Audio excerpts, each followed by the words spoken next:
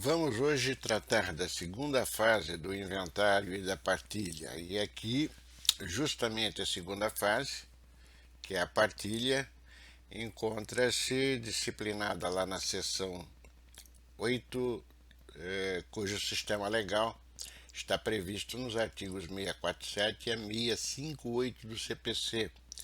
Então, veja, concluída essa primeira fase do inventário, que é justamente a qualificação de todos os herdeiros, do próprio falecido, que é o autor da herança, levantamento dos bens que integram o espólio, necessário se faz a distribuição do domínio desse bem entre aqueles que estão habilitados para a sucessão hereditária. Assim, a partilha ela tem uma especial importância dentro do inventário, porque é justamente o meio através do qual se faz a entrega, a distribuição do quinhão, que é a parte a que cabe a cada herdeiro devidamente habilitado dentro do inventário. Há que se ressaltar que, se houver apenas um herdeiro para a totalidade dos bens do espólio, não existe a necessidade da partilha. Nesse caso, o juiz irá proferir uma sentença de adjudicação dos bens a esse único herdeiro. A adjudicação seria, no caso, a entrega, a passagem do domínio desses bens ao único herdeiro do autor da herança. O espólio, já falei a vocês em aulas passadas, é o complexo de bens, dos bens deixados pelo falecido, pela pessoa que vier a falecer, e deixa bens automaticamente. Então esse conjunto de bens por ele deixado constitui espólio. O espólio ele possui personalidade jurídica processual. Só que essa personalidade jurídica processual ela se limita às relações de ordem patrimonial exclusivamente, tá? Ou seja, apenas e tão somente aquilo que se refere aos bens da herança. Vamos lá, para que ocorra um melhor entendimento, nós podemos citar ou podemos exemplificar o que o espólio ele não possui legitimidade para demandar outras relações, por exemplo, de ordem familiar. Uma discussão a respeito de uma ação de investigação de paternidade, ou por ela responder. Nesse tipo de ação, os herdeiros diretos teriam que ser citados e realizar cada qual a sua defesa nos autos daquele processo. Ainda a pedido de qualquer herdeiro devidamente limitado nos autos do inventário, pode o juiz conceder a antecipação de uso e fruição do bem, ou que seja, ele pode utilizar, pode usar o bem, o que ele não pode é dele dispor, né?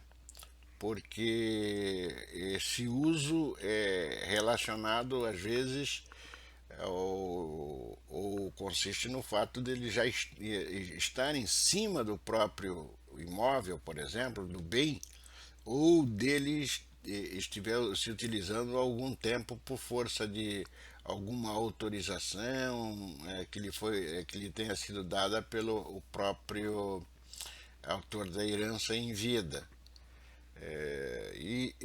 Tecnicamente já se espera que esse bem lá após a partilha, né, ele venha integrar a própria cota do beneficiário.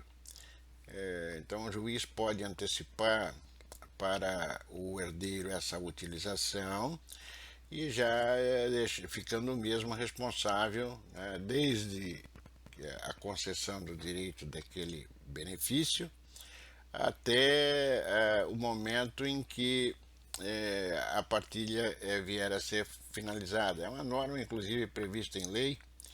Ela se encontra no parágrafo único do artigo 647 do CPC. Só que não se deve confundir a antecipação de uso e fruição com a autorização para alienação do bem, cuja possibilidade ali na frente nós vamos abordar. A alienação do bem ela sempre está condicionada a alguma situação específica e depende única e exclusivamente de autorização do juiz. Modalidades de partilha. Temos a partilha pode, melhor dizendo, ser realizada em partes ideais. Alguns doutrinadores, inclusive, costumam chamá-la de falsa partilha. É aquela em que se constitui um condomínio, ou seja, todos os herdeiros e interessados eles participam de forma pró-indivíduo de todos os bens do espólio,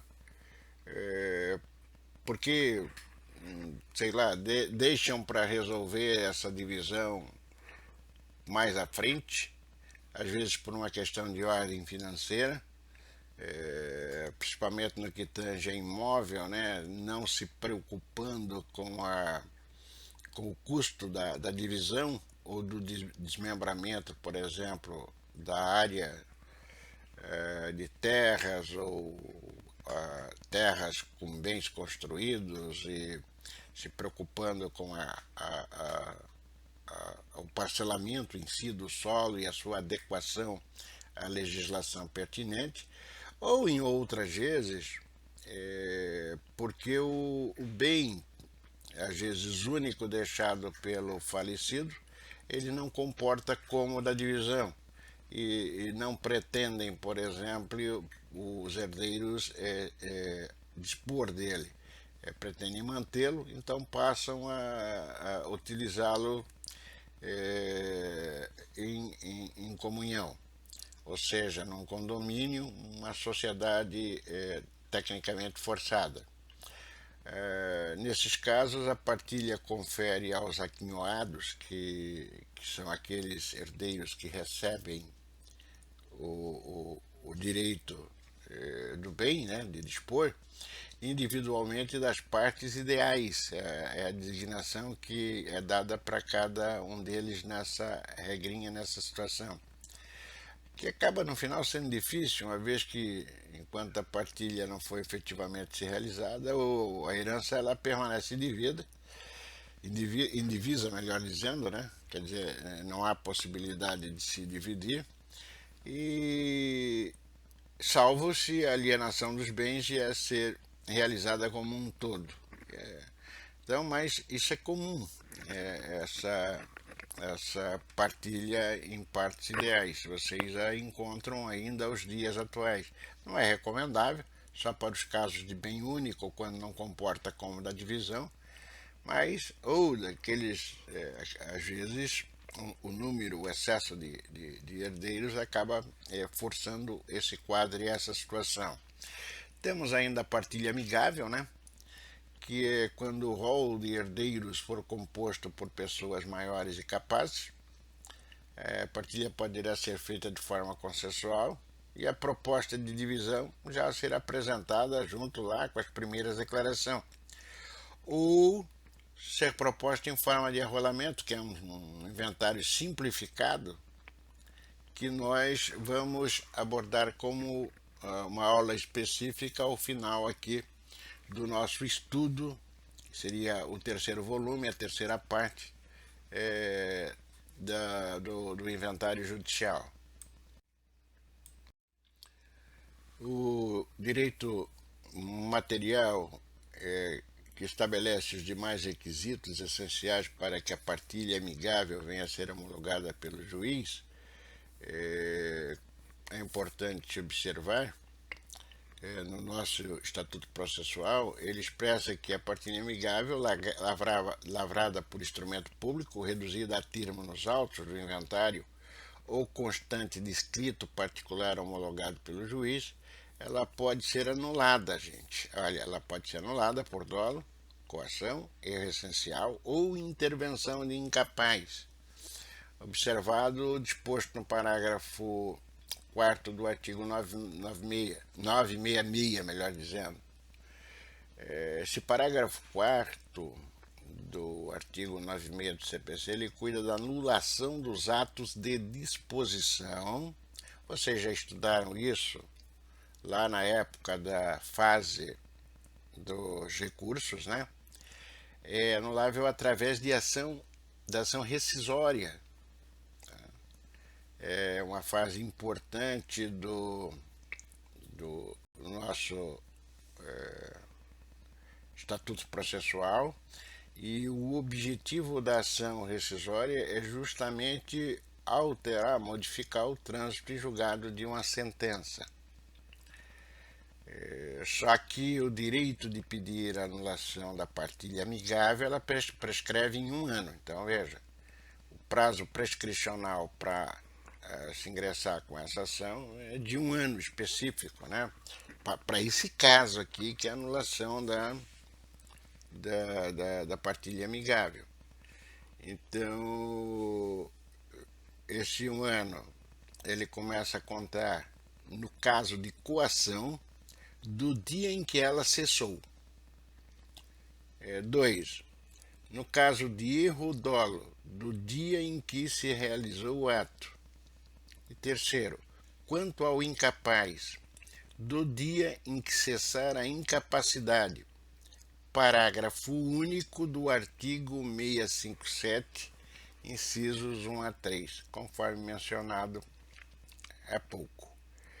A prescrição que o CPC trata com relação ao incapaz, segundo a nossa doutrina majoritária, é a da relativamente. É o do relativamente incapaz. Pois se houver a incapacidade absoluta do agente, a nulidade é de pleno direito e a prescrição é a comum. Aí qual é a grande diferença entre as duas? É que a prescrição comum, agora segundo disposição contida lá no artigo 205 do Código Civil, passa a ser de 10 anos e não de 1 ano, que seria o caso para aplicação da situação específica para o relativamente incapaz. Então, essa questão aqui eu chamo a atenção de vocês.